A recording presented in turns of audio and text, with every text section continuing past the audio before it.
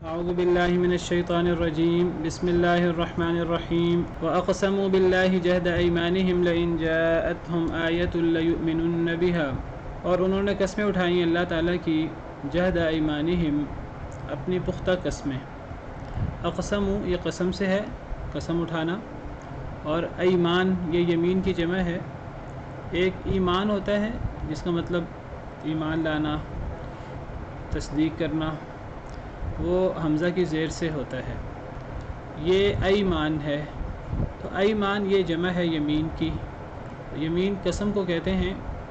یمین کے لفظی مطلب دایاں ہاتھ ہوتا ہے۔ عرب لوگ قسم اٹھاتے وقت عام طور پر زور دینے کے لیے دایاں ہاتھ اٹھاتے تھے، دایاں ہاتھ اٹھا کر قسم اٹھاتے تھے، تو اس لیے یمین کو بھی قسم کے معنی میں لے لیتے ہیں، ورنہ یمین کا اصل مطلب دایاں ہاتھ۔ تو ایمان یہ یمین کی جمع ہے، اور جہد کا مطلب بہت پختہ، بہت سخت۔ اور انہوں نے قسمیں اٹھائی ہیں اللہ تعالیٰ کی جہد ایمانہم، اپنی پختہ قسمیں۔ جہد کا مطلب پختہ، اور ایمانہم اپنی قسمیں۔ انہوں نے اللہ کا نام لے کر اپنی پختہ قسمیں اٹھائیں، اللہ کی قسمیں اٹھائیں، پختہ قسم، ایسی قسم جس میں زور دے کر انہوں نے اس کو مزید پختہ کیا۔ کن کی بات ہو رہی ہے؟ مشرکین مکہ کی۔ لئن جاءتہم آیۃ، البتہ اگر آ گئی ان کے پاس کوئی نشانی، کوئی معجزہ، لیؤمنن بہا، البتہ وہ ضرور ایمان لائیں گے، بہا ساتھ اس کے۔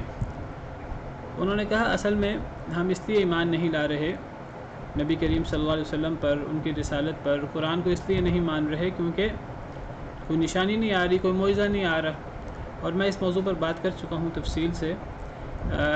نشانیاں اور معجزات تو بہت زیادہ تھے جو آ چکے تھے، اور قدم قدم پہ ان کو معجزات نظر آتے تھے نبی کریم صلی اللہ علیہ وسلم کے۔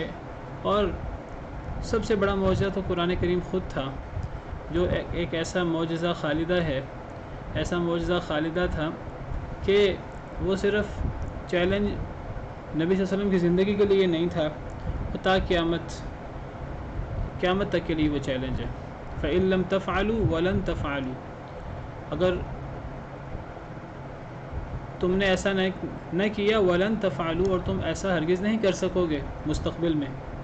تو گویا کہ اللہ تعالیٰ نے فرمایا کہ جو قرآن کریم کو اللہ کا کلام نہ مانے تو وہ سمجھے کہ یہ انسانی کلام ہے جو محمد صلی اللہ علیہ وسلم اپنے پاس سے گھر لائے ہیں، یہ کسی سے مدد لے لی ہے۔ تو اللہ تعالیٰ فرماتے ہیں اگر کوئی انسان ایسی کلام کر سکتا ہے، ایسا قرآن خود اپنی طرف سے لا سکتا ہے، چاہے دوسروں کی مدد سے ہی کیوں نہیں، تو تم پوری دنیا کی مدد لے لو اور اپنے شریکوں کی بھی مدد لے لو، اور یہ پورا قرآن نہیں، پہلے قرآن کا چیلنج کیا، پھر 10 صورتوں کا چیلنج کیا، پھر ایک صورت کا چیلنج کیا۔ اس جیسی کوئی چیز لے آئیں، تم اکیلے نہیں، تم تمام دنیا مل جاؤ، جن بھی مل جاؤ، انسان بھی مل جاؤ، تمہارے سارے شریک بھی مل جائیں اللہ کے علاوہ، اس جیسی ایک صورت بنا کر لے آؤ۔ اللہ نے فرمایا کہ تم نے ایسا کیا بھی نہیں ہے، کر بھی نہیں سکے اور کر بھی نہیں سکو گے قیامت تک۔ سورہ بقرہ میں تفصیل سے موجود ہے۔ تو یہ چیلنج ایسا ہے، یہ ایسا معجزہ ہے قرآن کریم، یہ معجزہ خالدہ ہے۔ پچھلے انبیاء کرام علیہ السلام کے معجزے ان کے دور تک محدود ہوتے تھے، جب اللہ کا حکم ہوتا تھا اس وقت وقوع پذیر ہوتے تھے، ہر وقت وقوع پذیر بھی نہیں ہوتے تھے۔ لیکن قرآن کریم یہ کتنا عظیم الشان معجزہ ہے۔ بلکہ کئی دفعہ قرآن کریم میں اللہ فرماتے ہیں کہ مشرکین نے اعتراض کیا کہ معجزہ کیوں نہیں آتا، تو اللہ تعالیٰ فرماتے ہیں کہ قرآن کے بعد تمہیں کس معجزے کی ضرورت ہے۔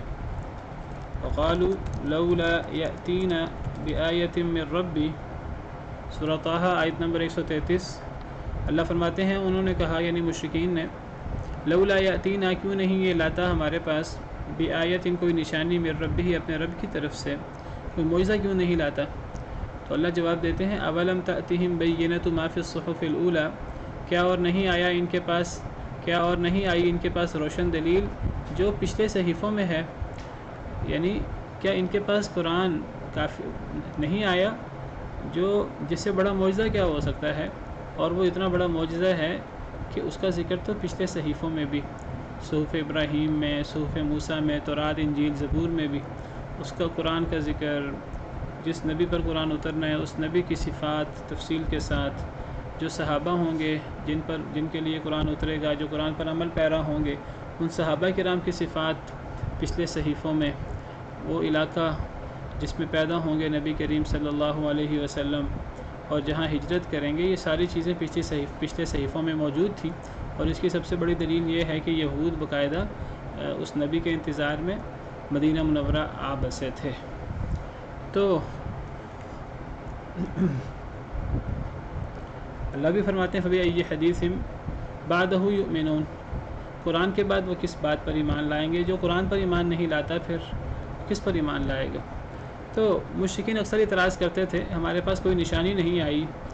وہ کہتے تھے البتہ اگر آ گئی ان کے پاس کوئی نشانی، کوئی معجزہ، البتہ وہ ضرور ایمان لے آئیں گے اس کے ساتھ، یعنی اس معجزے پر، اس نشانی پر ایمان لے آئیں گے، اور اس نشانی پر ایمان لا کر نبی کریم صلی اللہ علیہ وسلم کو اللہ کا سچا نبی مان لیں گے، قرآن کریم کو اللہ کی سچی کتاب مان لیں گے، دین اسلام کو اللہ کا سچا دین مان لیں گے.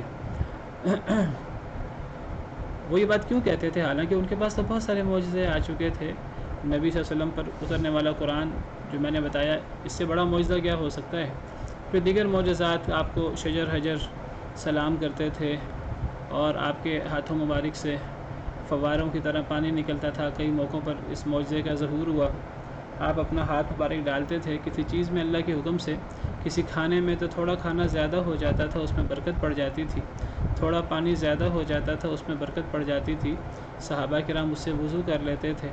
پھر نبی کریم صلی اللہ علیہ وسلم نے اللہ کے حکم سے چاند کو 2 ٹکڑے کیا، چاند کی طرف انگلی سے اشارہ کیا، چاند 2 ٹکڑے ہو گیا، اور اس قسم کے بہت سارے معجزے وہ دیکھ چکے تھے.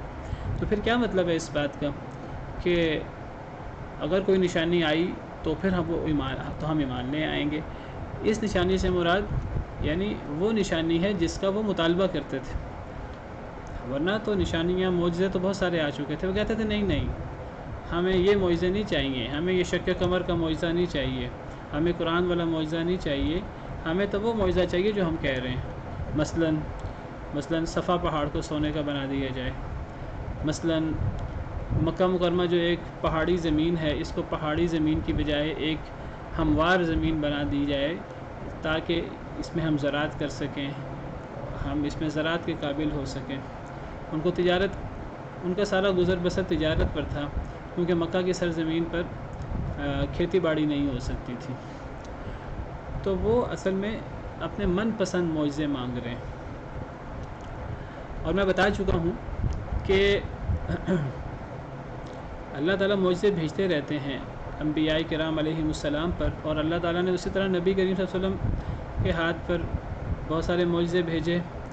لیکن جب کوئی قوم من پسند معجزہ مانگے تو پہلے اللہ تعالیٰ شروع دور میں من پسند معجزے بھی بھیج دیتے تھے، لوگوں کے کہنے کے مطابق بھی معجزے بھیج دیتے تھے. لیکن لوگوں کے کہنے کے مطابق اگر اللہ معجزہ بھیجیں تو پھر اللہ کی ایک شرط ہوتی ہے. وہ شرط یہ ہوتی ہے کہ اگر کوئی معجزہ مانگے پھر ایمان نہ لائے، پھر ڈھیل نہیں ہوتی اللہ کی طرف سے، پھر اللہ کا فوری عذاب آتا ہے. اور اگر کوئی من پسند معجزہ نہ مانگے، ویسے معجزہ آ جائے اللہ کی طرف سے، پھر کوئی نہ مانے تو ڈھیل بھی مل سکتی ہے، جیسے ملتی رہی قوموں کو.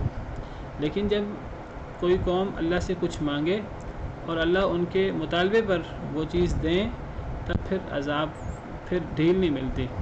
یہی بات اللہ تعالیٰ نے سورہ بنی اسرائیل میں فرمائی ہے. سورہ بنی اسرائیل آیت نمبر 59.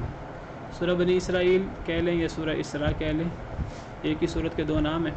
اللہ فرماتے ہیں وَمَا مَنَعَنَا أَن نُرْسِلَ بِالْآيَاتِ إِلَّا أَن كَذَّبَ بِهَا الْأَوَّلُونَ، ہمیں منع کر دیا کہ ہم معجزات بھیجیں، اور نہیں ہمیں منع کیا اس سے کہ ہم معجزات بھیجیں مگر اس بات نے کہ پہلے لوگوں نے انہیں جھٹلایا تھا. اللہ فرماتے ہیں ہم تو معجزے بھیجتے تھے، لوگوں کے مطالبے کے مطابق بھی معجزے بھیج دیتے تھے، لیکن پھر ہم نے یہ لوگوں کے مطالبے پر معجزے بھیجنا بند کر دیے. اس کی وجہ یہ تھی کہ پہلے لوگ مطالبہ کرتے تھے اور مطالبہ کر کے پھر مکر جاتے تھے. جب معجزے آ جاتے تو وہ مکر جاتے، تو اور پھر اس پہ اللہ کا اصول یہ، پھر اللہ تعالیٰ مہلت نہیں دیتے، تو قوم کے لیے مشکل ہو جاتی تھی. تو اللہ تعالیٰ نے قوم والوں پر احسان کرتے ہوئے کہ انہیں تھوڑی سی مہلت مل جائے، تھوڑی سی ڈھیل مل جائے، تو اللہ نے لوگوں کے مطالبے پر معجزے بھیجنا بند کر دیے. بلکہ انبیاء کرام علیہم السلام جو بعض دفعہ قوم اپنی قوم کے کہنے پر اللہ تعالیٰ سے معجزہ مانگ لیتے کہ قوم مطمئن ہو جائے قوم کے مطالبے پر، تو انبیاء کرام علیہم السلام کو جب اللہ فرماتے کہ میں اگر مطالبے پر معجزہ بھیجوں گا، اگر نہ مانا لوگوں نے، پھر میں ڈھیل نہیں دوں گا، پھر جو نہ مانے اس پر عذاب آئے گا، تو انبیاء کرام علیہم السلام خود ہی پیچھے ہٹ جاتے اس بات سے۔ تو اللہ تعالیٰ یہی بات ذکر فرما رہے ہیں۔ ہاں، اور نہیں ہمیں منع کیا کہ ہم معجزات بھیجیں، یا معجزات بھیجنے سے مراد مطالبے پر معجزہ بھیجنا ہے۔ الا ان کذب بہ الاولون، مگر اس لیے کہ جھٹلایا ان کو پہلے لوگوں نے۔ وآتینا ثمود الناقۃ مبصرۃ فظلموا بها، ہم نے دی تھی قوم سمود کو اونٹنی دلیل کے طور پر، معجزے کے طور پر، فظلموا بها، انہوں نے ظلم کیا تھا اس کے ساتھ۔ اللہ فرماتے ہیں قوم سمود والا واقعہ یہ آخری واقعہ ہے کہ مطالبے پر معجزہ آیا، اس قوم نے اللہ تعالیٰ سے معجزہ مانگا کہ یہ اس پہاڑ کے غار سے ایسی ایسی اونٹنی برآمد ہو، جس اونٹنی کا بچہ ہو، اس کی یہ صفات ہوں۔ تو جو انہوں نے مانگا اللہ نے ان کا مطالبہ پورا کیا۔ جب انہوں نے پھر اللہ نے فرمایا کہ یہ اونٹنی ہے، ایک دن یہ پانی پیے گی، ایک دن تم پانی پیو گے، جس دن یہ پانی پیے گی اس دن تم اس کا دودھ پیو گے۔ تو بہرحال اور اللہ نے فرمایا کہ اللہ کی اونٹنی ہے، تمہیں اس کا دھیان کرنا ہے، تمہیں اس کے ساتھ زیادتی نہیں کرنی، اس کو تکلیف نہیں دینی۔ لیکن بدبختوں نے اس اونٹنی کے پاؤں کاٹ ڈالے، اس اونٹنی کو ہلاک کر دیا۔ جب انہوں نے اس اونٹنی کو ہلاک کیا تو پھر اللہ رب العالمین نے 3 دن کی مہلت دی، فرمایا 3 دن کے اندر اندر عذاب آ جائے گا، اور پھر 3 دن کے اندر اندر عذاب آ گیا۔ اللہ فرماتے ہیں کہ یہ قوم سمود کو جو معجزہ آیا تھا انہوں نے ظلم کیا اس کے ساتھ، تو پھر اللہ تعالیٰ نے لوگوں کے مطالبے پر معجزے بھیجنا بند کر دیے۔ اور اللہ فرماتے ہیں وما نرسل بالآیات الا تخویفا، نہیں ہم بھیجتے معجزے مگر ڈرانے کے لیے۔ یہ بات بھی سمجھنی چاہیے، معجزے کوئی تماشے کے لیے، کوئی کھیل تماشے کے طور پر نہیں اترتے، معجزے تو ڈرانے کے لیے اترتے ہیں۔ اور تو جب مشرکین نے مطالبے کے مطابق معجزے مانگے تو اللہ تعالیٰ مطالبے پر معجزہ نہیں بھیجتے اب، اور اس میں بھی قوم کا فائدہ ہے کہ قوم کو ڈھیل مل جاتی ہے۔ تو انہوں نے کہا، پختہ قسمیں اٹھائیں کہ اگر ان کے پاس نشانی آ جائے ان کے مطالبے والی تو وہ ضرور ایمان لے آئیں گے اس کے ساتھ۔ کہا جاتا ہے کہ اس نشانی سے مراد، اس معجزے سے مراد، انہوں نے کہا تھا کہ صفا پہاڑ کو سونے کا بنا دیا جائے، یا مکہ کی سرزمین کو ایک میدانی علاقہ، ایک زراعتی زمین، ایک ہموار میدان بنا دیا جائے مدینہ منورہ کی طرح۔ اگر ایسا ہو جائے تو وہ ضرور ایمان لے آئیں گے۔ کہہ دیجیے اے اللہ کے نبی صلی اللہ علیہ وسلم، انما الآیات عند اللہ، سوائے اسے کہ نہیں معجزات، نشانیاں تو اللہ کے پاس ہیں۔ یعنی میں تمہاری من پسند مطالبے کے مطابق میں نشانیاں پوری نہیں کر سکتا، نشانیاں میرے ہاتھ میں نہیں ہیں، معجزہ میرے ہاتھ میں نہیں ہے، معجزہ بھیجنا تو اللہ کے ہاتھ میں ہے۔ اللہ چاہے تو بھیج دے، چاہے تو نہ بھیجے۔ اس سے بہت بڑا اصول پتہ لگا کہ معجزہ جو نبیوں کے ہاتھ سے صادر ہوتا ہے اس میں نبیوں کا ذاتی کمال نہیں ہوتا، وہ اللہ کی طرف سے ہوتے ہیں۔ اللہ کا حکم ہوتا ہے تو نبیوں کے ہاتھ پر خرق عادت چیز واقع ہو جاتی ہے، اور اس سے ان نبیوں کا مقام جو اللہ کے ہاں ہے وہ ظاہر ہوتا ہے کہ اللہ کے ہاں اس شخصیت کا کتنا عظیم مقام ہے کہ جس شخصیت کے ہاتھ پر اللہ رب العالمین خرق عادت کوئی کام کروا رہے ہیں تو وہ چیز نبیوں کے ہاتھ سے اس کا صدور ہوتا ہے، لیکن وہ اللہ کے حکم سے ہوتی ہے، وہ نبیوں کے حکم سے نہیں ہوتی۔ نبی ذاتی طور پر اپنی مرضی سے جب چاہیں معجزہ نہیں لا سکتے۔ تو ہر وہ خرق عادت چیز جو نبیوں سے سرزد ہو، نبیوں کے ہاتھ سے ہو تو اسے معجزہ کہتے ہیں، اور اگر وہ کسی ولی، کسی نیک آدمی کے ہاتھ سے ہو تو اسے کرامت کہتے ہیں۔ لیکن یہ دونوں جو ہیں یہ سراسر اللہ کی طرف سے ہوتی ہیں، ان کا وقوع اللہ کی طرف سے ہوتا ہے، اگرچہ ان کا صدور نبی یا ولی کے ہاتھ سے ہوتا ہے۔ تو جو نبی کے ہاتھ سے خرق عادت کام سر انجام پائے اللہ کے حکم سے اسے معجزہ کہتے ہیں، جو ولی کے ہاتھ سے سر انجام پائے اسے کرامت کہتے ہیں۔ جیسے سیدہ مریم علیہ السلام جو نبی نہیں تھی، ان کے پاس بے موسمی پھل آ جاتے تھے۔ حضرت زکریا نے پوچھا، 3 پارے میں تفصیل موجود ہے کہ یہ پھل کہاں سے ہیں؟ میں تمہاری کفالت کرنے والا ہوں، میں تمہیں سامان لے کے دینے والا ہوں، یہ پھل آپ کے پاس کہاں سے آئے، میں نے لا کر نہیں دیے۔ پھر وہ پھل ہوتے بھی بے موسمی، گرمیوں کے موسم میں سردیوں والے پھل اور سردیوں کے موسم میں گرمیوں والے پھل۔ تو سیدہ مریم علیہ السلام نے جواب دیا کہ قالت هو من عند اللہ ان اللہ یرزق من یشاء بغیر حساب، یہ اللہ کی طرف سے ہے، اللہ جسے چاہتا ہے بغیر حساب کے رزق دیتا ہے۔ اور اسی طرح سیدنا سلیمان علیہ السلام کو جو واقعہ ہے کہ ان کی مجلس کے ایک شخص نے کہا کہ میں وہ ملکہ سبا کا جو عرش ہے، تخت ہے، میں وہ پلک جھپکنے میں لے آؤں گا۔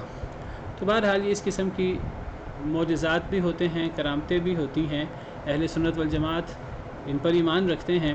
بس فرق یہ ہے کہ وہ ان کا ایمان ہے کہ معجزہ ہو یا کرامت یہ اللہ کے حکم سے ہوتی ہے، نبی یا ولی کے ہاتھ سے اس کا صرف صدور ہوتا ہے۔ نبی اور ولی کے پاس اختیار نہیں ہوتا کہ اپنی مرضی سے جب چاہے معجزہ لے آئے، جب اللہ کا حکم ہوتا ہے تب معجزہ آتا ہے۔ اور پھر جو معجزہ یا کرامت اللہ کے حکم سے ہوتی ہے، سیدنا عیسیٰ علیہ السلام نے بڑے بڑے معجزات اللہ کے حکم سے پیش کیے۔ جب بھی معجزہ پیش کرتے تھے، مردوں کو زندہ کرتے تھے یا مٹی سے پتلا بناتے، اس میں پھونک مارتے تو وہ جیتا جاگتا پرندہ بن جاتا تھا، یا اور وہ مادرزاد بندوں کو، کوڑی کے مریضوں کو وہ ہاتھ پھیر کر اللہ کے حکم سے ٹھیک کر دیتے تھے۔ قرآن کریم میں جگہ جگہ ہے کہ یہ ساری چیزیں اللہ کے حکم سے ہو رہی ہیں، اللہ کے حکم سے، اللہ کے حکم سے، بِإِذْنِ اللہ، بِإِذْنِ اللہ، قرآن کریم میں جگہ جگہ۔ تو معجزے اللہ کے حکم سے ہوتے ہیں، کرامتیں اللہ کے حکم سے ہوتی ہیں، ان کا صدور نبی یا ولی کے ہاتھ سے ہوتا ہے۔ اور جس کے ہاتھ سے معجزہ یا کرامت ہو تو اس کا مطلب یہ نہیں ہے کہ اس کو دنیا میں تصرف کا حق مل جاتا ہے، وہ دنیا میں جو چاہے تصرف کر لے۔ وہ معجزہ خود نہیں لا سکتا تو وہ دنیا میں دیگر تصرفات کیسے کر سکتا ہے؟ تو دنیا میں مشکل کشائی، حاجت روائی، لوگوں کو فائدہ دینا، لوگوں کو نقصان دینا، اپنے ماننے والوں پر نعمتیں نچھاور کرنا، نہ ماننے والوں کو عذاب دینا، یہ سب چیزیں اللہ وحدہ لا شریک کے اختیار میں ہیں۔ یہ بگڑی بنانے والا، مشکل کشائی کرنے والا، نجات دینے والا، مشکلات سے نکالنے والا اللہ رب العالمین کے علاوہ کوئی نہیں ہے، نہ کوئی نبی، نہ کوئی ولی، چاہے ان کے ہاتھ سے معجزات اور کرامتوں کا صدور ہو تو وہ بھی تصرف کا حق نہیں رکھتے دنیا میں۔ تو بہرحال اے اللہ کے نبی صلی اللہ علیہ وسلم آپ فرما دیجئے سوائے اس کے کہ نہیں، نشانیاں، معجزے تو اللہ کے پاس ہیں، اللہ جب چاہے گا بھیجے گا، میرے پاس اختیار نہیں ہے معجزے لانے کا۔ ہم پیچھے پڑھ چکے ہیں کہ بعض دفعہ جب کفار آپ سے تقاضا کرتے کہ آپ معجزہ دکھا دیں ہم ایمان لے آئیں گے، اتنی قسمیں کھاتے کہ نبی صلی اللہ علیہ وسلم کی خواہش بھی ہوتی کہ کاش کے معجزہ ان کے مطالبے پر اتر آئے، اور آپ کا خیال ہوتا کہ شاید جتنی یہ قسمیں کھا رہے ہیں تو یہ معجزہ آئے گا تو یہ ایمان لے آئیں گے۔ اللہ کو پتہ ہوتا تھا کہ وہ ایمان نہیں لائیں گے، اور اللہ ان کے فائدے کے لیے معجزہ نہیں بھیجتے تھے، ورنہ اللہ کا اصول آپ کو بیان کر چکا ہوں، جو معجزہ مطالبے پر آتا ہے، مطالبے کے علاوہ تو بہت سے معجزے آ چکے تھے، جو معجزہ مطالبے پر آتا ہے پھر فوری عذاب آتا ہے۔ جب کبھی نبی صلی اللہ علیہ وسلم کی خواہش زیادہ ہوتی کہ کاش کے معجزہ آ جائے تو پھر اللہ تعالیٰ نے بعض موقع پر تنبیہ فرمائی نبی صلی اللہ علیہ وسلم کو۔ سورہ انعام میں پیچھے ہم پڑھ چکے ہیں، وَإِن كَانَ كَبُرَ عَلَيْكَ إِعْرَاضُهُمْ فَإِنِ اسْتَطَعْتَ أَن تَبْتَغِيَ نَفَقًا فِي الْأَرْضِ أَوْ سُلَّمًا فِي السَّمَاءِ فَتَأْتِيَهُم بِآيَةٍ۔ اے نبی صلی اللہ علیہ وسلم اگر ان کا اعراض، ان کا منہ موڑنا، ایمان نہ لانا اگر آپ کو گراں گزرتا ہے تو اگر آپ یہ کر سکتے ہیں کہ آپ زمین میں سرنگ کھود دیں یا آپ آسمان سے سیڑھی لگا کر نشانی لے آئیں تو آپ ایسا کر لیں۔ آپ ایسا نہیں کر سکتے، اللہ نے سب کو ہدایتیں دینی تو آپ یہ نادانی والا کام نہ کریں۔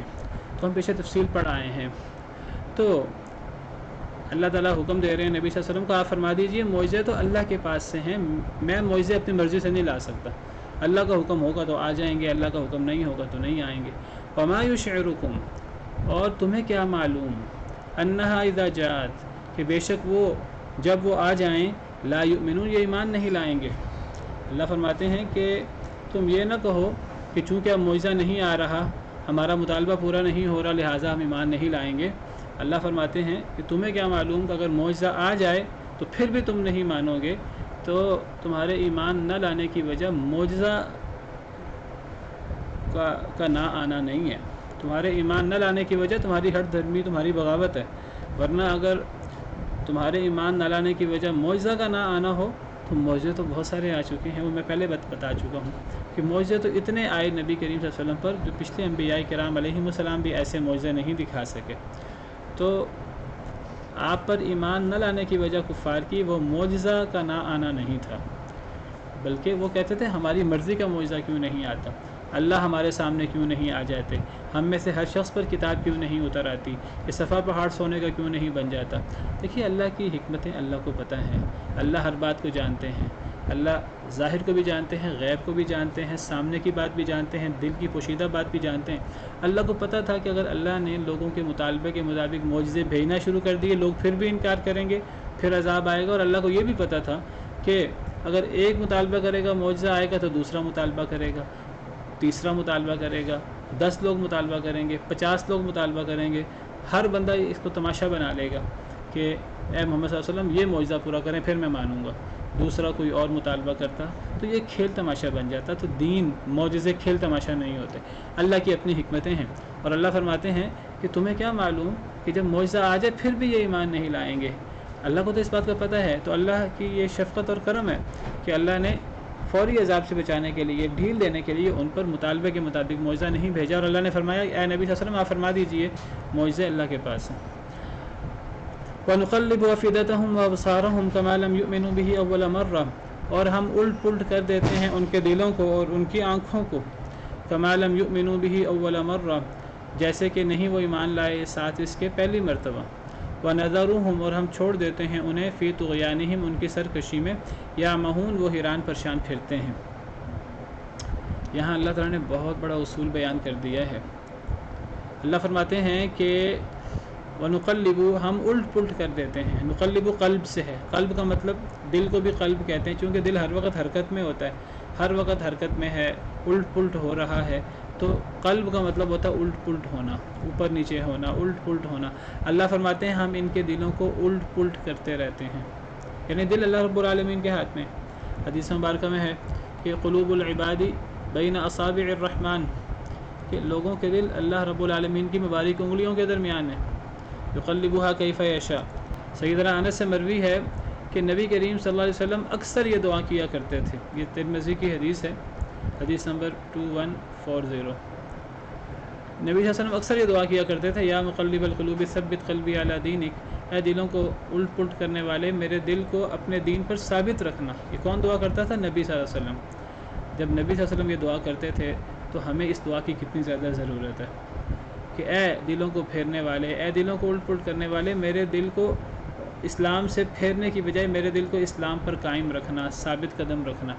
فقلت، میں نے عرض کیا، یا رسول اللہ، صحابی حضرت انس فرماتے ہیں، یا رسول اللہ آمنا بک وبما جئت به فهل تخاف علینا، ہم آپ پر ایمان لائے ہیں اور آپ کے ساتھ بھی ایمان لائے ہیں، اور جو آپ وحی لاتے ہیں، جو آپ قرآن پیش کرتے ہیں، ہم اس پر بھی ایمان لاتے ہیں۔ فہل تخاف علینا، کہ آپ کو ہم پہ ڈر ہے؟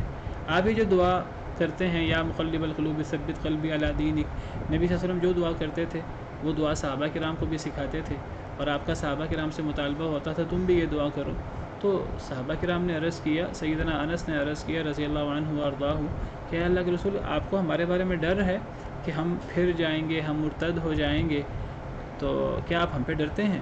قال، آپ نے فرمایا نعم، ہاں، ان القلوب بین اصبعین من اصابع اللہ یقلبها کیف یشاء، دل اللہ کی انگلیوں میں سے 2 انگلیوں کے درمیان ہے، اللہ جیسے چاہتے ہیں اللہ انہیں اس دل کو الٹ پلٹ کرتے رہتے ہیں۔ تو اس سے پتہ لگتا ہے کہ ضروری نہیں کہ اگر ایک شخص ہدایت پر ہو ہمیشہ ہدایت پر رہے، ایک بندہ ہدایت کے بعد دوبارہ گمراہی کی طرف پلٹ سکتا ہے اپنے اعمال کی وجہ سے۔ تو انسان کو ہر وقت نیکی پر قائم رہنے کی کوشش کرنی چاہیے، اور انسان کو اللہ سے دعا کرنی چاہیے کہ اے اللہ اگر آپ نے مجھے ہدایت کی توفیق دی ہے تو اے اللہ تعالیٰ مجھے اس ہدایت پر باقی رکھنا، میرے دل کو اپنے دین پر برقرار رکھنا، ثابت قدم رکھنا۔ فتنے آتے رہتے ہیں اور انسان کو پتہ نہیں لگتا کہ کب انسان جو ہے وہ غلط طرف چلا جاتا ہے، والعیاذ باللہ۔ تو اس سے پتہ لگا کہ اللہ رب العالمین کی مبارک انگلیاں ہیں جیسے اللہ کی شان کو لائق ہے، وہ ہماری انگلیوں کی طرح نہیں ہے۔ لیس کمثلہ شیء، اللہ جیسی کوئی شے نہیں ہے۔ وہو السمیع البصیر، اللہ سننے والا دیکھنے والا ہے۔ تو اللہ رب العالمین کی مبارک انگلیاں ہیں، اور لوگوں کے دل اللہ رب العالمین کی مبارک انگلیوں میں سے 2 انگلیوں کے درمیان ہیں، اللہ جیسے چاہتے ہیں ان دلوں کو الٹ پلٹ کرتے رہتے ہیں، تو انسان کو ہر وقت اللہ تعالیٰ سے ہدایت مانگنی چاہیے، ثابت قدمی مانگنی چاہیے۔ تو اللہ فرماتے ہیں کہ ہم دلوں کو الٹ پلٹ کرتے رہتے ہیں، پھیرتے رہتے ہیں، ان کے دلوں کو اور ان کی آنکھوں کو، کما لم یؤمنوا بہ اول مرہ، جیسے کہ وہ پہلی مرتبہ ایمان نہیں لائے۔ کیا مطلب یہ ہے کہ جب کسی شخص کے سامنے پہلی دفعہ ہدایت آتی ہے تو حق کا پیغام آتا ہے، تو اس شخص کی ذمہ داری ہے کہ وہ اس حق کے پیغام کو قبول کرے۔ اگر وہ اسے سمجھ آ جائے، اگر اس کے سامنے حقائق واضح ہو جائیں، تو ایسے شخص کے لیے ضروری ہے، اس کے لیے لازمی ہے، واجب فرض ہے اس پر کہ وہ حق کو مان لے پہلی مرتبہ۔ اگر کوئی شخص پہلی مرتبہ حق کو نہ مانے تو پھر دوسری دفعہ جب اس کے سامنے حق پیش ہوتا ہے تو اب اگر وہ حق کو قبول کرنا بھی چاہے دوسری مرتبہ، پہلی دفعہ اگر وہ حق کو قبول نہ کرے تو دوسری دفعہ حق کو قبول کرنا مشکل ہو جاتا ہے۔ اگر دوسری دفعہ بھی قبول نہ کرے حق کو، تیسری دفعہ اس کے سامنے حق آئے، دین کی دعوت پیش ہو، تو وہ تیسری دفعہ قبول نہ کرے تو اس کے لیے چوتھی مرتبہ حق کو قبول کرنا زیادہ مشکل ہو جاتا ہے۔ ہر دفعہ حق کو قبول کرنا مشکل سے مشکل تر ہوتا رہتا ہے۔ اصل میں نیکی کو کھینچتی ہے۔ جو بندہ پہلی دفعہ حق کو قبول کرتا ہے تو اس کے لیے اگلی دفعہ حق کو قبول کرنا، نیکی کرنا بہت آسان ہو جاتا ہے، تیسری دفعہ اور آسان ہو جاتا ہے، چوتھی دفعہ اس سے زیادہ آسان ہو جاتا ہے۔ اور اللہ فرماتے ہیں جو بندہ نیکی کرتا رہتا ہے ہم اس کے لیے نیکی کا رستہ، دین کا رستہ آسان کر دیتے ہیں، فَسَنُيَسِّرُهُ لِلْيُسْرَى۔ لیکن جو بندہ پہلی دفعہ ہدایت حاصل نہیں کرتا، پہلی مرتبہ ایمان نہیں لاتا، تو اگلی دفعہ اس کے لیے پہلی مرتبہ تو ایمان لانا بہت آسان ہے، لیکن اگر ایک بندہ ہٹ دھرمی کی وجہ سے، غور نہ کرنے کی وجہ سے، اللہ رب العالمین کی طرف سے جو وحی ہے، اللہ کے حکم ہے، اس کو اہمیت نہ دینے کی وجہ سے اگر ایک شخص بغاوت کرتے ہوئے ایمان نہیں لاتا تو اگلی دفعہ اس کے لیے ایمان لانا مشکل ہو جاتا ہے، تیسری دفعہ زیادہ مشکل ہو جاتا ہے، چوتھی دفعہ اس سے زیادہ مشکل ہو جاتا ہے، پانچویں دفعہ اس سے زیادہ مشکل ہو جاتا ہے، اور ایک وقت آتا ہے کہ دل پہ مہر لگ جاتی ہے۔ تو برائی کو کھینچتی ہے، نیکی کو کھینچتی ہے۔ تو اللہ فرماتے ہیں کہ ہم دلوں کو پھیر دیتے ہیں، آنکھوں کو پھیر دیتے ہیں، جیسے وہ پہلی دفعہ ایمان نہیں لائے اس قرآن کے ساتھ۔ جو پہلی دفعہ ایمان نہیں لائے گا تو ہم اگلی مرتبہ دل کو پھیر دیں گے، آنکھوں کو پھیر دیں گے، اگلی دفعہ ایمان لانا مشکل ہو جائے گا پہلی مرتبہ کی بنسبت، تیسری دفعہ مزید مشکل ہو جائے گا، چوتھی دفعہ مزید مشکل ہو جائے گا۔ اس سے پتہ لگتا ہے کہ کسی کے سامنے حق پیش ہو تو فوراً حق کو قبول کرنا چاہیے۔ جو سب سے پہلے حق کو قبول کرتا ہے وہ سب سے نیک ہوتا ہے، اور سب سے پہلے حق کو قبول کرنے والے، سب سے پہلے ایمان لانے والے نبی ہوتے ہیں۔ قرآن کریم میں کئی مقامات پر اللہ تعالیٰ نے نبیوں کو پہلا مسلمان کہا ہے۔ ہم سورہ انعام کے شروع میں پڑھ آئے ہیں، وَأُمِرْتُ أَنْ أَكُونَ أَوَّلَ مَنْ أَسْلَمَ، مجھے حکم دیا گیا کہ میں پہلا مسلمان ہوں۔ یہ سورہ انعام آیت نمبر 14 میں ہم پڑھ آئے ہیں، قُلْ إِنِّي أُمِرْتُ أَنْ أَكُونَ أَوَّلَ مَنْ أَسْلَمَ، کہہ دیجئے مجھے حکم دیا گیا کہ میں پہلا مسلمان ہوں۔ اسی طرح کئی آیات میں ہے وَأَنَا أَوَّلُ الْمُسْلِمِينَ، کہ میں مسلمانوں میں پہلا ہوں۔ یہ بھی سورہ انعام کے آخر میں آیت نمبر 163 میں آئے گا کہ اور میں پہلا مسلمان ہوں۔ پہلا مسلمان کا مطلب یہ بھی ہے کہ سب سے پہلے میں مسلمان ہوا، سب سے پہلے میں نے اللہ کی دعوت پر لبیک کہا اور اللہ کی وحی کو میں نے مانا اور اپنے اوپر ہی میں ایمان لایا۔ اور اس کا مطلب یہ بھی ہے کہ کوئی بھی حکم آتا ہے میں فوراً اس کو مانتا ہوں اور فوراً اس کے سامنے سر جھکا لیتا ہوں، میں کسی حکم کو قبول کرنے میں تاخیر نہیں کرتا، اور یہی ایک مومن کا کام ہے۔ یہی بات سیدنا موسیٰ علیہ السلام نے جب اللہ تعالیٰ سے کہا تھا کہ اے اللہ تعالیٰ، جب اللہ نے ان سے کلام کیا، ان کو کلام کا شرف بخشا، تو حضرت موسیٰ علیہ السلام نے اللہ تعالیٰ سے کہا اے اللہ تعالیٰ میں آپ کو دیکھنا چاہتا ہوں۔ اللہ نے فرمایا تم مجھے دیکھ نہیں سکتے، لیکن میں تمہیں دلیل دیتا ہوں، اگر سامنے پہاڑ پر میں اپنی تجلی ڈالوں گا، اگر پہاڑ برقرار رہ گیا تو پھر تم بھی مجھے دیکھ سکو گے۔ تو اللہ نے جب تجلی ڈالی، میں پہلے یہ آیت کریمہ پیش کر چکا ہوں سورہ اعراف آیت نمبر 143، تو جب اللہ نے اپنی تجلی ڈالی پہاڑ پر تو پہاڑ ریزہ ریزہ ہو گیا۔ حضرت موسیٰ دوسرے پہاڑ پر تھے، وہ دہشت سے گر پڑے اور بے ہوش ہو گئے۔ جب انہیں ہوش آیا کہنے لگے اے اللہ آپ پاک ہیں، میں توبہ کرتا ہوں اور میں پہلا مومن ہوں۔ یعنی پہلا مومن ہوں کا کیا مطلب ہے؟ میں فوری ایمان لانے والا ہوں، میں ایمان لانے میں بالکل تاخیر نہیں کروں گا۔ تو حق کی بات کو اللہ کی بات کو فوراً قبول کر لینا، حق بات کو قبول کرنے میں جلدی کرنا، سبقت لے جانا، یہ نبیوں کا کردار ہے، یہ نبیوں کی صفات ہیں۔ اور پھر اس کے بعد جو جتنا نیک ہوگا وہ اتنا زیادہ حق کو فوری قبول کرے گا۔ یہی صحابہ کرام کا کردار ہمارے سامنے ہے۔ وہ مقابلہ کرتے تھے کون حق کو پہلے قبول کرتا ہے، کون نیکیوں میں سبقت لے جاتا ہے۔ سیدنا ابوبکر صدیق کے جو مقام ہے وہ ہر چیز میں اول ہوتے تھے۔ اسلام قبول کرنے میں سب سے پہلے مردوں میں، جوانوں میں۔ سیدنا علی کا یہ مقام ہے کہ وہ بچوں میں اسلام قبول کرنے میں سب سے پہلے۔ سیدہ خدیجہ عورتوں میں اسلام قبول کرنے میں سب سے پہلے۔ سیدنا زید بن حارثہ غلاموں میں اسلام قبول کرنے میں سب سے پہلے۔ اور السابقون الاولون کا جو مقام ہے صحابہ کرام میں، سارے صحابہ کا ایک مقام نہیں ہے، صحابہ کرام میں جو السابقون الاولون ہیں ان کا اتنا بڑا مقام ہے کہ بعد والے صحابہ اگر جبل احد کے برابر سونا خرچ کریں اور السابقون الاولون ایک مد خرچ کریں، جو یا گندم، تو السابقون الاولون کا جو یا گندم خرچ کرنا وہ بعد والے صحابہ کرام کے جبل احد کے برابر خرچ کرنے سے زیادہ افضل ہے۔ صحیح بخاری وغیرہ کی احادیث مبارکہ سے معلوم ہوتا ہے۔ اس سے پتہ لگتا ہے حق کو فوری قبول کرنا اس کی کتنی زیادہ اہمیت ہے۔ انسان کو فوراً نیکی کو قبول کرنا چاہیے۔ حق بات آئے انسان کو ماننے میں بالکل تاخیر نہیں کرنی چاہیے، فوراً قبول کرنا چاہیے۔ اور یہ بات یاد رکھیے کہ سب سے پہلے جو حق کا انکار کرنے والا ہوتا ہے وہ سب سے بڑا بدبخت ہوتا ہے۔ اصل میں جب نبی حق پیش کرتے ہیں، اللہ کا پیغام پیش کرتے ہیں، دین پیش کرتے ہیں اپنی امت کے سامنے، لوگوں کے کئی رویے ہوتے ہیں۔ کچھ لوگ سلیم الفطرت ہوتے ہیں، وہ فوراً قبول کرتے ہیں اور وہ پھر صف اول میں اپنا نام لکھوا دیتے ہیں۔ کچھ لوگ ہوتے ہیں فوراً انکار کرتے ہیں اور فوراً دشمنی اور مخالفت پر اتر آتے ہیں، تو یہ سب سے بدبخت لوگ ہوتے ہیں۔ اور کچھ لوگ ہوتے ہیں جو گم گو کی کیفیت میں ہوتے ہیں، وہ فیصلہ نہیں ان سے ہوتا، تو نہ انکار کرتے ہیں نہ اقرار کرتے ہیں، پہلی مرتبہ، دوسری مرتبہ، تیسری مرتبہ۔ ایسے لوگوں کے لیے ہر مرتبہ حق کو قبول کرنا مشکل سے مشکل تر ہوتا جاتا ہے۔ تو جو جتنی جلدی حق کو قبول کرے اس کا اتنا بڑا مقام ہوتا ہے۔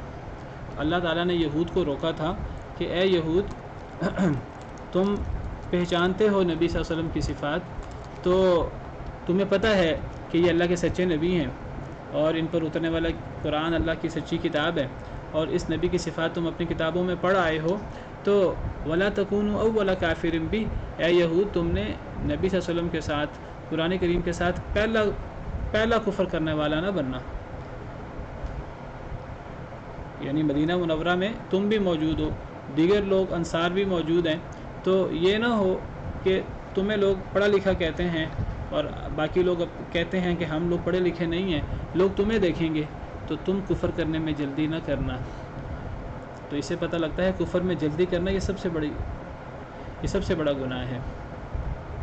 اور جو بندہ فوری نہ مانے تو پھر اس کو سزا کیا ملتی ہے؟ وہ سزا ہے جو اس آیت کریمہ میں ذکر ہوئی ہے، دل اللہ کے ہاتھ میں، اللہ دلوں کو پھیر دیتے ہیں، پھر اللہ نظروں کو پھیر دیتے ہیں، پھر اگر ہدایت ملنی بھی ہوتی ہے تو نہیں ملتی، ہدایت ملنا مشکل ہو جاتا ہے۔ بلکہ اکثر لوگ جو ایمان نہیں لائے، آپ کو پتہ ہے کہ انبیاء کرام علیہم السلام کی دعوت پر تھوڑے لوگ ایمان لاتے تھے، اکثر لوگ ایمان نہیں لاتے تھے، اور اکثر لوگوں کے ایمان نہ لانے کی وجہ کیا ہوتی تھی؟ یہ وجہ نہیں ہوتی تھی ان کو نبیوں پر کوئی اعتراضات ہوتے تھے، معجزے ان کے سامنے پیش نہیں ہوتے تھے، ان کو نبیوں کی دعوت پہ کوئی شکوک و شبہات ہوتے تھے، ایسی بات نہیں ہوتی تھی۔ اکثر لوگوں کے ایمان نہ لانے کی وجہ، جب ان کے سامنے حق پیش ہوتا وہ فوراً فیصلہ نہ کر پاتے تو ان کے لیے حق قبول کرنا مشکل ہو جاتا۔ تو اللہ نے قرآن کریم میں اس حقیقت کو، یہ آیت کریمہ جو ہم پڑھ رہے ہیں یہاں اور قرآن کریم کی کئی آیات میں اللہ نے اس حقیقت کو بیان فرمایا ہے۔ ایک آیت آپ کے سامنے پیش کرتا ہوں، پھر آگے بڑھتے ہیں۔ یہ بات اللہ نے قرآن کریم میں کئی جگہ فرمائی ہے، تو سورہ یونس کی آیت نمبر 74 آپ کے سامنے رکھ رہا ہوں۔ اللہ فرماتے ہیں ثم بعثنا من بعده رسلا، ہم نے پھر بہت سے رسول بھیجے۔ حضرت نوح علیہ السلام کا ذکر ہو رہا ہے، پھر اللہ فرماتے ہیں ہم نے ان کے بعد بہت سے رسول بھیجے۔ میں بتا چکا ہوں حضرت نوح علیہ السلام پہلے رسول تھے، ان سے پہلے نبی تھے، رسول نہیں تھے۔ اللہ نے پھر ان کے بعد بہت سے رسول، بہت سے نبی بھیجے، الی قومہم، ان کی قوم کی طرف، فجاؤہم بالبینات، تو تمام رسول روشن نشانیاں لاتے رہے اپنی اپنی قوم کے پاس۔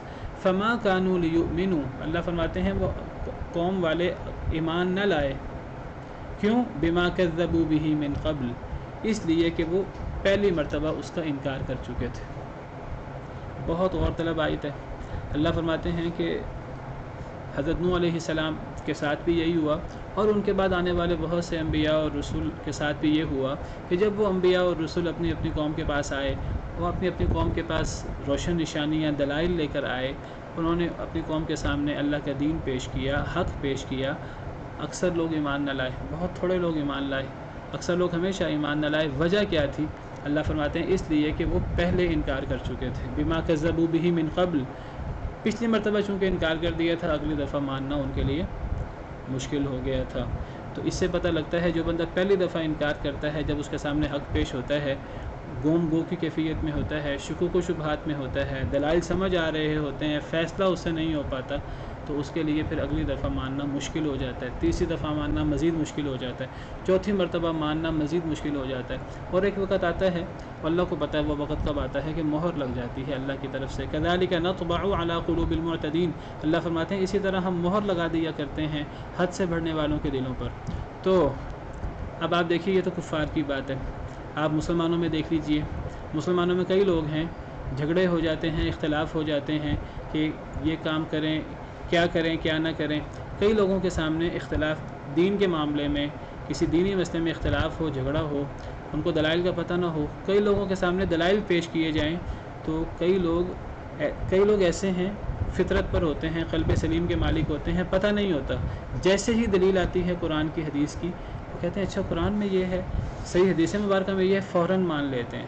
ایسے لوگ بڑے خوش قسمت ہوتے ہیں، یہ لوگ صحیح مسلمان کہلانے کے حقدار ہیں، اور ایک مسلمان کا یہی کردار ہونا چاہیے۔ لیکن کچھ لوگ ہیں، قرآن آ جائے، صحیح حدیث مبارکہ آ جائے، بالکل واضح ہو، وہ ان کے اندر ایک عجیب سی جنگ چھڑ جاتی ہے کہ اب کیا کریں۔ ایک طرف تو ہماری وہ رسوم و رواج ہیں جو آباء و اجداد سے چلی آ رہی ہیں، ایک طرف وہ چیزیں ہیں جو تقلیدی جکڑ بندیوں میں ہمارے سامنے پیش کی گئیں، وہ صوفیوں نے، ہمارے بزرگوں نے، معصوم نہیں تھے، ہمارے سامنے بہت سی چیزیں پیش کی، ہم ان کو دین سمجھتے رہے، قرآن کریم کی آیت آئی، صحیح حدیث مبارکہ ہمارے سامنے آئی، صحابہ کرام نے اس آیت کریمہ سے یہ مراد لی، صحابہ کرام نے ان احادیث مبارکہ سے یہ سمجھا، تو ان کے سامنے جب حق پیش ہوتا ہے تو کئی لوگ جو ہیں وہ حق کو فوری قبول کر لیتے ہیں، کئی لوگ وہ کشمکش کا شکار ہوتے ہیں۔ جو بھی کشمکش کا شکار ہوگا، ماننے میں تاخیر کرے گا سمجھ آنے کے بعد، تو یاد رکھیے کہ پھر بہت ڈرنا چاہیے اللہ تعالیٰ سے۔ اللہ تعالیٰ پھر کئی دفعہ حق قبول کرنے کی توفیق چھین لیتے ہیں۔ اللہ فرماتے ہیں وَمَن يُشَاقِقِ الرَّسُولَ مِن بَعْدِ مَا تَبَيَّنَ لَهُ الْهُدَىٰ، سورہ نساء آیت نمبر 155، جو رسول کی مخالفت کرے اس کے بعد کہ اس کے لیے ہدایت واضح ہو جائے، حق واضح ہو جائے، رسول کی حدیث آ جائے، رسول کا فرمان آ جائے اگر رسول کی زندگی میں، ورنہ اگر رسول موجود نہ ہو، رسول کا قول آ جائے، صحیح حدیث آ جائے، اس کے سامنے حق بات واضح ہو جائے، پھر بھی وہ مخالفت کرے، وَيَتَّبِعْ غَيْرَ سَبِيلِ الْمُؤْمِنِينَ، اور وہ پیروی کرے مسلمانوں کے راستے کو چھوڑ کر کسی اور راستے کی۔ مسلمان کا راستہ تو یہ ہے کہ وہ قرآن کی بات آئے، نبی کی بات آئے، وہ اپنی بات کو چھوڑ دیتا ہے، پوری دنیا کی بات کو چھوڑ دیتا ہے، اور ایک مومن کا کام یہ ہوتا ہے جو رسول کی مخالفت کرے حق واضح ہونے کے بعد، ہدایت واضح ہونے کے بعد، اور مسلمانوں کے عمومی راستے کو چھوڑ کر کسی اور راستے کی پیروی کرے۔ اللہ فرماتے ہیں نُوَلِّهِ مَا تَوَلَّىٰ، جہاں وہ جاتا ہے ہم اسے وہیں پھیر دیتے ہیں، وَنُصْلِهِ جَهَنَّمَ، اور ہم اسے جہنم میں داخل کرتے ہیں، وَسَاءَتْ مَصِيرًا، اور یہ بہت برا ٹھکانہ ہے۔ اور سورہ نور میں دوسری آیت میں اللہ فرماتے ہیں کہ فَلْيَحْذَرِ الَّذِينَ يُخَالِفُونَ عَنْ أَمْرِهِ أَن تُصِيبَهُمْ فِتْنَةٌ أَوْ يُصِيبَهُمْ عَذَابٌ أَلِيمٌ، جو لوگ نبی صلی اللہ علیہ وسلم کی حکم کی مخالفت کریں انہیں ڈر جانا چاہیے کہ کہیں ان پر اللہ کی طرف سے فتنہ نہ آ جائے، کہیں ان پر اللہ کی طرف سے عذاب نہ آ جائے۔ تو اللہ فرماتے ہیں جو پہلی دفعہ نہیں مانتا تو ہم پھر اس کے دل کو بھی پھیر دیتے ہیں، اس کی نظروں کو بھی پھیر دیتے ہیں، کیونکہ وہ پہلی دفعہ ایمان نہیں لایا۔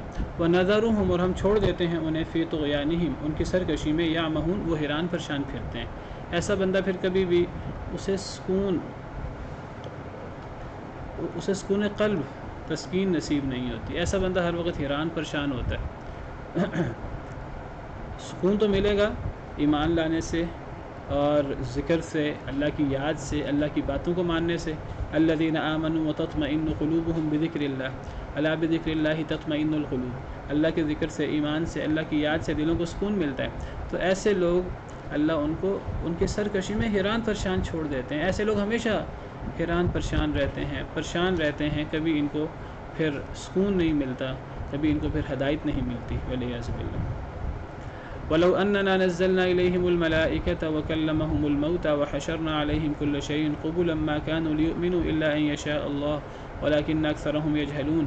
اللہ فرماتے ہیں وَلَوْ أَنَّنَا، اور اگر بے شک ہم نزلنا نازل کر دیتے الیہم ان کے اوپر الملائکۃ فرشتے، جیسے یہ مطالبہ کرتے ہیں کہ ہم تب ایمان لائیں گے جب فرشتہ آ جائے، جب رسول فرشتے کی صورت میں آئے، یا جب رسول کے ساتھ فرشتہ آئے جو بتائے کہ یہ رسول ہے۔ اللہ فرماتے ہیں کہ اگر ہم ان کے مطالبے کے مطابق اگر فرشتے نازل بھی کر دیں، وَكَلَّمَهُمُ الْمَوْتَى، اور کلام کریں ان سے مردے، اگر اللہ ان کو اتنے بڑے معجزے دکھائے کہ مردے لوگ نبی کے معجزے کے طور پر اللہ کے حکم سے نبی کے ہاتھوں یہ معجزہ صادر ہو کہ مردے زندہ ہو جائیں، اور مردے زندہ ہو کر ان سے کلام کرنے لگیں، انہی کے ماں باپ جو فوت ہو چکے ہیں، اگر وہ مردے زندہ ہو جائیں، اللہ ایسا معجزہ دکھائے نبی کے ہاتھ پر کہ وہ مردے زندہ ہو کر ان سے کلام بھی کرنے لگیں۔ وَحَشَرْنَا عَلَيْهِمْ كُلَّ شَيْءٍ قُبُلًا، اور ہم اکٹھا کر دیں ان کے اوپر ہر شے کو ان کے سامنے، ہر شے کو ہم ان کے سامنے اکٹھا کر دیں۔ مَا كَانُوا لِيُؤْمِنُوا، پھر بھی یہ ایمان نہیں لائیں گے، إِلَّا أَن يَشَاءَ اللَّهُ، مگر یہ کہ اللہ چاہے، وَلَكِنَّ أَكْثَرَهُمْ يَجْهَلُونَ، لیکن ان میں سے اکثر جاہل لوگ ہیں۔ اللہ فرماتے ہیں کہ ان کے ایمان نہ لانے کی وجہ یہ نہیں ہے کہ ان کو دلائل نہیں ملے، ان کو معجزات ان کے سامنے نہیں آئے، معجزات تو بہت ہیں، اب یہ بہانہ بنا رہے ہیں کہ جی ہمارا مطالبے والا معجزہ نہیں دکھایا، ہم ایمان نہیں لاتے، صفا پہاڑ سونے کا نہیں بنا، ہم ایمان نہیں لاتے۔ اللہ بتا چکے ہیں، میں پیچھے وضاحت کر چکا ہوں کہ یہ اگر اللہ لوگوں کے مطالبے کے مطابق معجزے پورا کرنا شروع کریں تو دین کھیل تماشا بن جائے۔ معجزے تو تھے، بہت سارے معجزے تھے، قرآن سے بڑا معجزہ کیا ہوگا؟ جس نے ماننا ہے اس کے لیے یہ اکیلا معجزہ ہی کافی ہے، لیکن جس نے نہیں ماننا اس کو 10,000 معجزے دکھا دیے جائیں۔ اللہ فرماتے ہیں فرشتے اگر ان کے اوپر نازل ہو جائیں جیسے یہ مطالبے کرتے ہیں، مردے اٹھ کر ان سے کلام کرنے لگیں، ہر شے اللہ ان کے سامنے اکٹھی کر دیں، پھر بھی یہ ایمان نہیں لائیں گے، اس لیے کہ ان کے ایمان نہ لانے کی وجہ یہ نہیں ہے معجزے نہیں آتے، یہ تو جھوٹ بول رہے ہیں کہ معجزے آئیں گے تو ہم ضرور ایمان لیں گے، جھوٹ ہے ان کا۔ اللہ فرماتے ہیں کہ یہ پھر بھی ایمان نہیں لائیں گے مگر یہ کہ اللہ چاہے، اگر اللہ چاہے، اللہ دلوں کو پھیر دے تو ایک الگ بات ہے، ورنہ یہ ایمان نہیں لائیں گے۔ وَلَكِنَّ أَكْثَرَهُمْ يَجْهَلُونَ، ان میں سے اکثر جاہل ہیں۔ اصل میں جہالت کا ہم عام معنی سمجھتے ہیں کہ لا علم ہونا، ان پڑھ ہونا، جہالت کا اصل معنی یہ نہیں ہوتا، جہالت کا اصل معنی اللہ کی نافرمانی ہوتی ہے۔ جہالت کا اصل معنی کہ جب کوئی شخص اللہ کی طرف سے اتری ہوئی چیز کا انکار کرے تو اسے جاہل کہتے ہیں۔ جو وحی کا انکار کرے، جو اللہ کے احکامات کا انکار کرے، جو شخص نبی کریم صلی اللہ علیہ وسلم جو حکم دیں اس حکم سے انکار کرے، اس سے بڑا جاہل کوئی نہیں ہے۔ آپ بتائیے، ایک ہے زمانہ جاہلیت اور ایک ہے زمانہ اسلام۔ زمانہ جاہلیت اور زمانہ اسلام میں واضح اور بنیادی فرق کیا پڑھنے لکھنے کا ہے؟ پڑھنے لکھنے کا نہیں ہے۔ زمانہ جاہلیت اور زمانہ اسلام میں فوراً پڑھنے لکھنے کا انقلاب نہیں آیا تھا۔ زمانہ جاہلیت اور زمانہ اسلام کا بنیادی فرق، اسلام اس دور کو کہتے ہیں جس میں اللہ کی وحی آئی، اللہ نے پیارے نبی صلی اللہ علیہ وسلم کو بھیجا، اور جب صحابہ کرام ایمان لائے نبی کریم صلی اللہ علیہ وسلم پر تو اس کو ہم زمانہ اسلام کہتے ہیں۔ اور جس دور میں لوگ اپنی منمانی کرتے تھے، وحی کو نہیں مانتے تھے، وحی کے احکامات کو، دین ابراہیمی کو، حضرت موسیٰ حضرت عیسیٰ کے دین میں اپنی طرف سے تبدیلیاں کر دی تھیں، اس کو جہالت کا دور کہتے ہیں۔ ابو جہل کہنے کو بہت عقل مند تھا، اسلام سے پہلے اس کی کنیت ابو الحکم تھی، لوگ اس سے اپنے فیصلے کروایا کرتے تھے، بڑا دانا شخص شمار ہوتا تھا، بڑا عقل مند شخص شمار ہوتا تھا، لیکن اس کو ابو جہل کا لقب دیا گیا اس لیے نہیں کہ وہ ان پڑھ تھا، اگر وہ ان پڑھ تھا تو اسلام سے پہلے بھی ان پڑھ تھا، پھر اس کو پہلے بھی ابو جہل کہنا چاہیے تھا، اس کو ابو جہل لقب ملنے کی وجہ اس کا اسلام قبول نہ کرنا تھا، وہ اس امت کا فرعون تھا، خود نبی صلی اللہ علیہ وسلم کا کے مخالفین میں وہ بڑھ چڑھ کر آپ کی مخالفت کرنے والا تھا، اس لیے اس کو ابو جہل، جہالت کا باپ، نافرمانی کرنے والوں سب کا سردار۔ تو جہالت کا لفظی مطلب اللہ کے نافرمانی ہوتا ہے، وہی کو نہ ماننا ہوتا ہے۔ اللہ فرماتے ہیں ان میں سے چونکہ اکثر لوگ جاہل ہیں، وہی کو نہیں ماننا چاہتے، ہٹ دھرم ہے، بغاوت کرنے والے ہیں۔ جو ہٹ دھرم ہو اس کے سامنے سینکڑوں معجزات پیش کیے جائیں، اس کے سامنے مردہ اٹھ کر کلام کرنے لگے، فرشتہ اس کے مطالبے کے مطابق اس کے سامنے آ کر اس کے سامنے حق پیش کرے، ہر شے اس کے سامنے اکٹھی ہو جائے، پھر بھی وہ ایمان نہیں لائیں گے مگر یہ کہ اللہ چاہے۔ اس لیے کیونکہ یہ جاہل لوگ ہیں، کیونکہ یہ اسلام قبول کرنا ہی نہیں چاہتے۔ وَكَذَلِكَ جَعَلْنَا لِكُلِّ نَبِيٍّ عَدُوًّا شَيَاطِينَ الْإِنسِ وَالْجِنِّ يُوحِي بَعْضُهُمْ إِلَىٰ بَعْضٍ زُخْرُفَ الْقَوْلِ غُرُورًا۔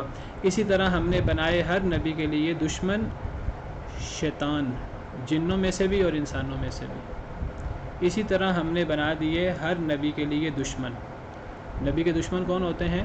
وہ انسانوں اور جنوں دونوں کے شیطان، شیاطین الجن والانس۔ دیکھیے جو جتنا اللہ کے قریب ہوگا اس کے دشمن اتنے بڑے ہوں گے، یہ بات یاد رکھیے۔ جو جتنا اللہ کے قریب ہوگا، اللہ نے دنیا میں خیر اور شر دونوں طاقتیں رکھی ہیں آزمائش کے لیے۔ تو جتنا خیر پر ہوتا ہے، جتنا اللہ کے قریب ہوتا جاتا ہے، اتنی شر کی طاقتیں اس کے مخالف ہوتی رہتی ہیں۔ تو نبی سے بڑھ کر خیر پر کون ہوگا، اللہ کے قریب کون ہوگا؟ تو جو نبی ہو اور نبیوں کا سردار ہو، تو ہر نبی کے لیے اللہ نے بڑے بڑے دشمن بنائے ہیں، انسانوں میں سے بھی اور جنوں میں سے بھی۔ جو نبی کا دشمن ہوگا، چاہے وہ انسانوں میں سے ہو چاہے جنوں میں سے ہو، اس سے بڑا شیطان کون ہوگا؟ شیطان اصل میں صرف جن کو نہیں کہتے، شریر جنوں کو، سرکش جنوں کو نہیں کہتے، ہر اس سرکش شخص کو جو اپنی سرکشی میں، اپنی اسلام دشمنی میں حد سے آگے بڑھا ہو، وہ شیطان ہے، چاہے وہ انسانوں میں سے ہو چاہے وہ جنوں میں سے ہو۔ الذی یوسوس فی صدور الناس من الجنۃ والناس، قرآن کریم کی آخری صورت میں اللہ فرماتے ہیں جو وسوسہ ڈالے لوگوں کے سینوں میں، چاہے وہ انسانوں میں سے ہو چاہے وہ جنوں میں سے ہو۔ تو شیطان جنوں انسانوں میں دونوں سے ہوتے ہیں۔ ہر نبی کے دشمن بڑے بڑے شیطان ہیں، چاہے وہ انسانوں میں سے ہوں چاہے جنوں میں سے ہوں۔ انسانوں کو ذکر پہلے کیا کیونکہ جو انسانوں کے شیطان ہیں وہ زیادہ اثر رکھتے ہیں نبی کی مخالفت میں۔ جنوں سے پہلے انسانوں کے شیطانوں کا ذکر کیا، ابو جہل، ابو لہب اور جو بڑے بڑے مخالفین تھے۔ اللہ فرماتے ہیں پہلی دفعہ نبی صلی اللہ علیہ وسلم کے مخالفت نہیں ہو رہی، ہر نبی کے بڑے بڑے دشمن تھے، انسانوں کے شیطان بھی، جنوں کے شیطان بھی۔ یوحی بعضهم الی بعض زخرف القول غرورا، وہی کرتا ہے ان میں سے بعض کی طرف زخرف القول غرورا، چکنی چپڑی باتیں، غرورا دھوکے کی باتیں۔ زخرف اصل میں کہتے ہیں ہر چمکتی ہوئی چیز کو۔ زخرف کا مطلب سونا بھی ہوتا ہے کیونکہ سونا بہت چمکدار ہوتا ہے، تو زخرف سونے کو بھی کہتے ہیں اور ہر چمکتی ہوئی چیز کو۔ اور زخرف القول سے مراد ایسا قول جو دیکھنے میں بڑا چمکتا ہوا ہو، بڑا اچھا لگے ظاہری طور پہ، لیکن اندر سے بالکل پھوکا ہو، اندر سے بالکل بھس ہو، حقیقت میں اس کے اندر کوئی بنیاد نہ ہو، کوئی مضبوطی نہ ہو، وہ چکنی چپڑی بات ہو۔ تو اللہ فرماتے ہیں کہ یہ اصل میں جو انسانوں کے شیطان ہیں، جنوں کے شیطان ہیں، جو نبیوں کے سب سے بڑے مخالف ہیں، جب نبی دعوت پیش کرتے ہیں تو یہ انسانوں اور جنوں کے شیطان لوگوں کو اسلام قبول کرنے سے روکنے کے لیے چکنی چپڑی باتیں ان کی طرف وہی کرتے ہیں، دھوکے کی باتیں۔ کیا مطلب؟ یعنی نبی دلائل پیش کرتے ہیں توحید کے، بعث بعد الموت کے، اللہ کی وحدانیت کے، اپنی رسالت کے، تو یہ جنوں اور انسانوں کے شیطان یہ عام، دیکھیں دو طرح کے لوگ ہوتے ہیں۔ ایک وہ لوگ ہوتے ہیں جو حق اسلام قبول کر لیتے ہیں پھر وہ دین کے امام بن جاتے ہیں، ایک وہ لوگ ہیں جو حق قبول نہیں کرتے اور وہ دشمنی کے امام، کفر کے امام بن جاتے ہیں۔ میں نے ذکر کیا کچھ لوگ بین ہوتے ہیں، نہ ان کی کوئی رائے ہوتی ہے، اگر ان کو یہاں سے کوئی رائے ملے وہ ان کی طرف ہو جاتے ہیں، یہاں سے کوئی رائے ملے ان کی طرف ہو جاتے ہیں۔ ایسے لوگوں کو پھر جنوں اور انسانوں کے شیطان الٹی سیدھی باتیں بتاتے ہیں، الٹے سیدھے دلائل ان کو بتاتے ہیں دین اسلام سے روکنے کے لیے، بعث بعد الموت پر ایمان لانے سے روکنے کے لیے، اللہ کی توحید پر ایمان لانے سے روکنے کے لیے الٹے سیدھے دلائل بتاتے ہیں اور لوگ ان دلائل میں آ جاتے ہیں۔ اللہ نے اس کو وحی سے تعبیر کی ہے۔ جن بھی وحی کرتے ہیں، شریر جن، شیطان جن، اور انسان بھی ایک دوسرے کو ایسے بونگے دلائل بتاتے ہیں جس سے وہ حق کا رد کر سکیں۔ اور آپ دیکھیں آج ہمارے ہاں بھی ایسے بہت سے لوگ ہیں جو حق کے مقابلے میں الٹے سیدھے دلائل پیش کرتے ہیں، یہ شیطان ہوتے ہیں اصل میں۔ یہ چپڑی چپڑی باتوں سے، دھوکے کی باتوں سے لوگوں کو وہی کرتے ہیں تاکہ ان کو دین سے روک سکیں۔ وَلَوْ شَاءَ رَبُّكَ مَا فَعَلُوهُ، اگر اللہ چاہتا، اگر آپ کا رب چاہتا تو یہ نہ کر سکتے، کہ اللہ نے چاہا تو یہ کر رہے ہیں۔ یہ وہی موضوع ہے، یہاں اللہ کی مشیت سے مراد مشیت کونی ہے، مشیت شرعی مراد نہیں ہے۔ وقت ختم ہو گیا، میں تفصیل میں نہیں جاتا۔ فَذَرْهُمْ وَمَا يَفْتَرُونَ، اللہ فرماتے ہیں انہیں بھی چھوڑ دیں اور جو یہ جھوٹ گھڑ رہے ہیں انہیں بھی چھوڑ دیں، انہیں ان کی ان فضول گپیوں میں، انہیں ان کی اس کفر میں اور ان کی اس طغیانی میں، سرکشی میں انہیں چھوڑ دیں۔ جو یہ اللہ پہ جھوٹ باندھ رہے ہیں اسے بھی چھوڑ دیں، اللہ کے ہاں ان کی سزا ملے گی اور اللہ ان سے خود ہی نمٹ لیں گے، دنیا اور آخرت میں یہ تباہ ہوں گے۔ انہیں چھوڑ دیجئے، ان سے اعراض کیجئے۔ چلیں اسی پر بس کرتے ہیں، اگرچہ اگلی آیت پچھلی آیت سے متعلق ہے لیکن چلیں کل پڑھیں گے اس کو انشاءاللہ۔ سبحان ربک رب العزت عما یصفون وسلام علی المرسلین والحمد للہ رب العالمین۔